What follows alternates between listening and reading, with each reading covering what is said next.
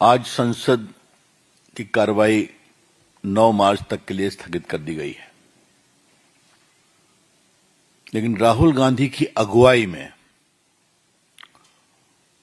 और उनके द्वारा उत्तेजना के माध्यम से जो कांग्रेस के लोगों का आचरण रहा है,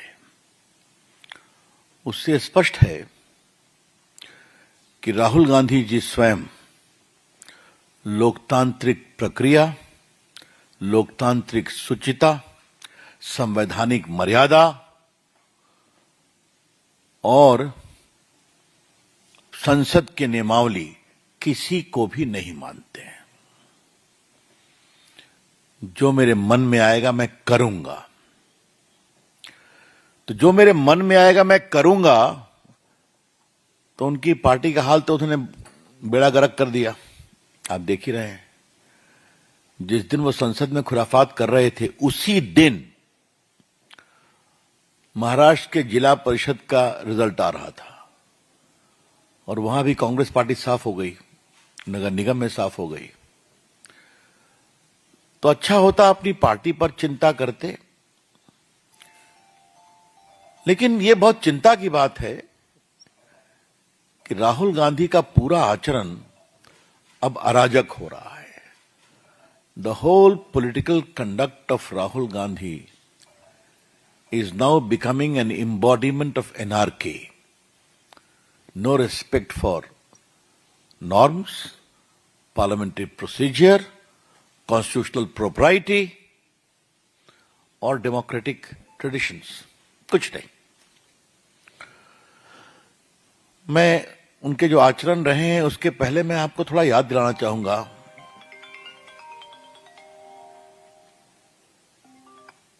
मैं प्रेस कॉन्फ्रेंस में 10 मिनट में कर रहा हूं, 10 मिनट। ये याद करिए, इन्होंने क्या क्या कहा था। सोरोस के पेपर को लेकर भारत को बदनाम किया दुनिया में, जबकि दुनिया के सामने वो भाग चला, उसके पेपर की कोई क्रेडिबिलिटी नहीं रही, आपको मालूम है। और कौन उसको फंड कर रहा था ये भी आपको पता है, ये भी आपको पता है। हा? तो उसके फंड करने वाले का एंटी इंडिया एजेंडा क्लियर था। अब याद करिए, इन्होंने पेगासिस की बात की थी और मोबाइल को लेकर घुमाया था देश भर में। जब सुप्रीम कोर्ट ने कहा कि जिनको शिकायत है आप मोबाइल दे दीजिए, तो उन्होंने अपना मोबाइल नहीं दिया। याद करिए। थोड़ा पहले जाइए, ये विदेश गए, अमेरिका में, लंदन में, मलेशिया में, सिंगापुर में, जहां जहां गए भारत का लोकतंत्र फेल कर गया है। उनके सारे कमेंट हमारे पास हैं, मैं उसको दे करके विषय को बड़ा नहीं करना चाहता। ये भारत के लोकतंत्र को बदनाम करना विदेश में उनकी आदत बन गई है, और सिर्फ एक कारण है कि वो मोदी जी से नफरत करते हैं। कैसे प्राइम मिनिस्टर बन गए, तो उनको वोट नहीं मिलता तो कोई क्या करे। आपको याद होगा कि इन्होंने एक बार तिमोथी, जो अमेरिका के आए थे डेलीगेशन में 2009 में, इन्होंने क्या कहा था कि terrorism from across the border is less important, but I am more worried about Hindu extremism. याद होगा आपको। चाइना को लेकर इनकी बात रही। सेना के मनोबल को तो हमेशा अपमानित करते रहे। ये बालाकोट का सबूत दीजिए, उरी का सबूत दीजिए, और अभी जल नरवणे की किताब पर जब पब्लिशर ने कह दिया कि हमने नहीं छपवाया, हम लीगल एक्शन लेंगे, तब भी ये उस किताब को दिखा रहे हैं। कहां से किताब लेकर के आया राहुल गांधी? राहुल गांधी को यह बताना पड़ेगा कि जब किताब छपी ही नहीं, तो from where has he got this book? तो ये, अब जरा इधर आइए, इधर के सदन में जिन्होंने काम किया। एक सिख मेंबर जो मिनिस्टर है, उसको देशद्रोही कह दिया। उसके बाद स्पीकर साहब को यार बोल दिया। याद होगा, उन्होंने प्रोटेस्ट किया। फिर उनके निर्देश पर उनकी महिला मेंबर्स ने आकर के घेर लिया था पीएम की सीट को। मैं स्वयं बैठा हुआ था, अगर स्पीकर साहब ने मना नहीं किया हो तो वहां कुछ भी घटना हो जाती, जिस तरीके से उन्होंने पूरे पीएम की सीट को घेर लिया था। अब तो सब वीडियो सामने आ गया है। स्पीकर को स्पीकर के चेंबर में जाके इनके लोगों ने बदनाम किया, वो भी वीडियो सामने आ गया। और शाहीन बाग का नाम आप लोग को याद होगा ना, जो हुआ था, तो शाहीन बाग की तर्ज पर उसको यहां ला रहे हैं संसद के अंदर। अब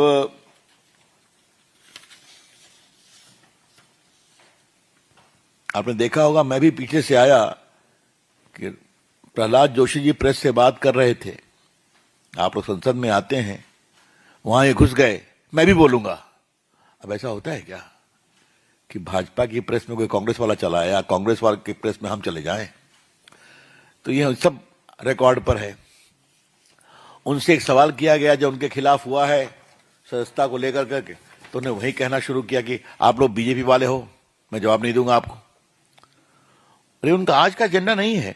उन्होंने, याद होगा, अपनी एक प्रेस कॉन्फ्रेंस में कहा था कि वो बीजेपी वाले हो, याद होगा ना आपको। मतलब हम लोग आपसे बहुत मिलते हैं सालों से, आप लोग बहुत हमारे शुभचिंतक भी हो सकते हैं, बहुत हमारे आलोचक भी हो सकते हैं, हमने तो आपका सम्मान किया है। तो क्या मीडिया कोर्ट पर भी टिप्पणी की थी, आपको याद होगा, कंटेम्प्ट हुआ था इनके खिलाफ। क्या सेना, क्या मीडिया, क्या कोर्ट, और मोदी जी और इसकी बात तो छोड़ दीजिए आप। तो सदन के पटल पर झूठ बोलना, बेशर्मी से झूठ बोलना, speaking falsehood in the most unabashed manner, और बाद में फिर लोकतंत्र को कमजोर करना, यह बहुत पीड़ादायक है। राहुल गांधी जी अलोकतांत्रिक आचरण करते हैं, अपनी पार्टी में करिए, संसद में आप नहीं कर सकते, उसकी मर्यादा का आपको ध्यान रखना पड़ेगा। ये बहुत ही पीड़ादायक है।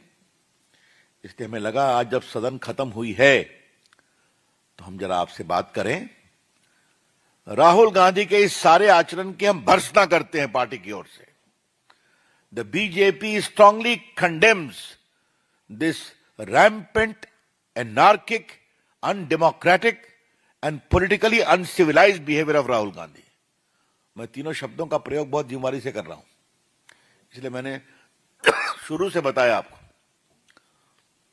क्योंकि उनकी कोई अकाउंटेबिलिटी नहीं है, कोई उत्तरदायित्व नहीं है उनका, जो मन में आए सो करेंगे। तो खैर, जिस परिवार से आते हैं वहां तो उत्तरदायित्व की बात कम होती है। तो इसलिए मुझे लगा कि मैं आपसे चर्चा करूं। पार्टी की ओर से इसका हम बहुत ही भर्त्सना करते हैं।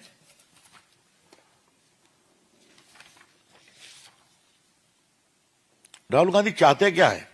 राहुल गांधी न हिंदुस्तान समझते हैं, न हिंदुस्तान की राजनीति को समझते हैं, और ये बात मैं पूरी जिम्मेदारी से बोल रहा हूं। कोई व्यक्ति जो हिंदुस्तान की राजनीति को समझता, वो भारत की परंपरा को इस तरह से बदनाम नहीं करता। आजकल उनका एक फोबिया है संघ। तो आज मैं भाजपा के केंद्रीय मीडिया पटल से राहुल गांधी को एक सलाह देना चाहता हूं, और इस सलाह मैं बहुत गंभीरता से दे रहा हूं। राहुल गांधी जी, आपके परनाना जवाहरलाल नेहरू भी संघ के बहुत बड़े आलोचक थे। आपकी दादी जी भी बहुत संघ के आलोचक थी, इंदिरा गांधी। आपके पिताजी भी संघ की आलोचना करते थे, और आपने तो सारी पराकाष्ठाएं पार कर ली। संघ के 100 साल पूरे हो गए। संघ आज दुनिया का सबसे बड़ा एनजीओ बन गया है, और भारत के विकास में, चरित्र निर्माण में, आत्मविश्वास में और राष्ट्रवाद में संघ ने एक बहुत बड़ी भूमिका अदा की है। आप कहां पहुंच गए? 100 भी नहीं पार कर रहे हैं 3 चुनाव से। तो कृपया करके देखिए, इतने स्वयंसेवक आज सदन में बैठे हुए हैं और आप कहां बैठे हुए हैं, लेकिन फिर भी बस दिमाग में हर बात में संघ। तो मित्रों, मैं कंक्लूड करूंगा ये बताते हुए कि जिस तरह से वो राजनीतिक परंपराओं, नियमों का उल्लंघन करते हैं, वो बहुत दुर्भाग्यपूर्ण है। वो तो क्षमता से और प्रतिभा से विपक्ष के नेता नहीं बने, एलओपी, लेकिन बन गए हैं तो थोड़ा सीखना तो चाहिए। मैं अंत में अपनी बात कहूंगा कि एक बार मेरा भाषण सदन में इनके बाद था, तो के उस दिन मुझे भी बहुत ज्ञान प्राप्त हुआ। संविधान के ऊपर बहस होने वाली थी 75 साल के ऊपर, तो उन्होंने शुरू किया कि 5-6 साल में बच्चा जवान हो जाता है। तो हम लोग सब लोग घबरा गए कि ये कौन सा तर्क है भाई। और दूसरा तर्क उन्होंने कहा, तपस्या से शरीर में गर्मी आती है। तो मैं अपने भाषण में कहा, और आज मैं दोबारा दोहरा रहा हूं, कि जो संत हिमालय में बैठकर साधना कर रहे हैं, वो आपका भाषण सुनेंगे तो कहेंगे इंदिरा गांधी के पोते को हो क्या गया है। हम अपने को अनादि से अनंत के जोड़ने के लिए साधक बने हुए हैं, और ये कह रहे हैं कि तपस्या से गर्मी आती है। तो क्या भारतीय संस्कृति, क्या भारतीय संस्कार, क्या सेना, क्या मीडिया, क्या कोर्ट, क्या संसद, किसी को नहीं छोड़ते हैं। एक अंतिम बात उनसे कहनी है, सवाल पूछना है। राहुल गांधी जी, वंदे मातरम को पूरा गाने का नोटिफिकेशन निकला है, आप कहां खड़े हैं बताइए। तृणमूल और सीपीआई और सीपीएम ने तो विरोध कर दिया, आप कहां खड़े हैं श्रीमान राहुल गांधी जी, कृपा करके बताइए। वंदे मातरम पूरा गीत गाया जाए, जिस गीत ने भारत के लाखों आजादी के मतवालों को अपना जीवन होम करने के लिए प्रेरित किया था। राहुल गांधी जी, आप बताइए, वंदे मातरम पूरा गाया जाए कि नहीं गाया जाए, आप कहां खड़े हैं। कि आप भी वोट बैंक की पॉलिटिक्स करते हैं, तो कृपया कर करके फिर जो भी आपकी पार्टी की परंपरा रही है उसका दावा मत किया कीजिए। धन्यवाद। कोई प्रश्न?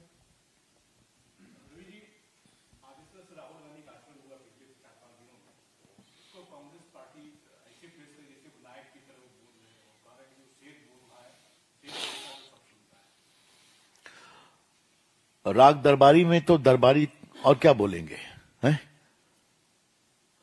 राग दरबारी में तो दरबारी यही करेंगे ना। तो उनकी नौकरी का सवाल है, चाकरी का सवाल है।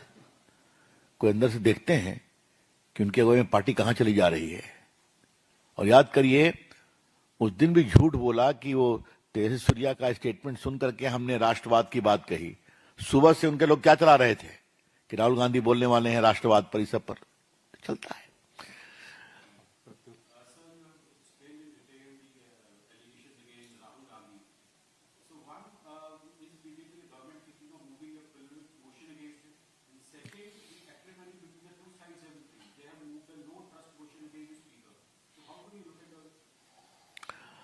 I consciously did not touch that. And हम स्पीकर साहब के आचरण की बहुत तारीफ करना चाहेंगे कि जो अखबारों में देखा कि टेक्निकल तरीके से इनको रिजेक्ट नहीं करो, सब्सटैंटिव आने दो, जो भी होगा वो होगा, और क्या। निश्चित रूप से वो प्रस्ताव गिरेगा, लेकिन उसके पीछे सोच क्या है। जिसने मेरी बात नहीं मानी उसकी हम खिलाफत करेंगे, चाहे वो स्पीकर हो, चाहे वो कोर्ट हो, चाहे वो सेना हो, चाहे वो मीडिया हो, चाहे वो संत हो। तो जब ये सोच है, एको अहम द्वितीयो नास्ति, तो ये समस्या होगी ना। ये कारण है उसका। जी, बार-बार बीजेपी कहती है कि राहुल गांधी के नेता की जो गरिमा है उस पद की उसको नहीं समझते, और कई बार किसी एक खास संगठन के सुरक्षा नेता की तरह व्यवहार करते नजर आते हैं। निशिकांत दुबे ने इसको लेकर एक प्रस्ताव भी दिया था, तो वो समझ नहीं रहे हैं। तो आगे की रणनीति क्या है? क्योंकि आप कह रहे हैं कि किसानों को मुद्दे टकराव, लेकिन एक के बाद एक कई ऐसे मुद्दों पर सरकार ऐसा है, टकराने में कहां रोकते राजनीति में टकराव। तो किसी ने मुझे कहा ना कि जो बिटरनेस हो गया, यू सेड दैट, तो क्यों नहीं बातचीत होती है, होनी चाहिए भी चाहिए। लेकिन बातचीत भी किससे होगी? जो बातचीत करने और सुनने को तैयार हो ना। आई रिपीट, जो बातचीत करने और सुनने को तैयार हो। क्या राहुल गांधी अपने कांग्रेस के बड़े लोगों को सुनते हैं क्या? नहीं सुनते हैं ना। लेकिन हमारी कोशिश जारी रहेगी, इसमें कोई शक नहीं है। हाँ, थैंक यू।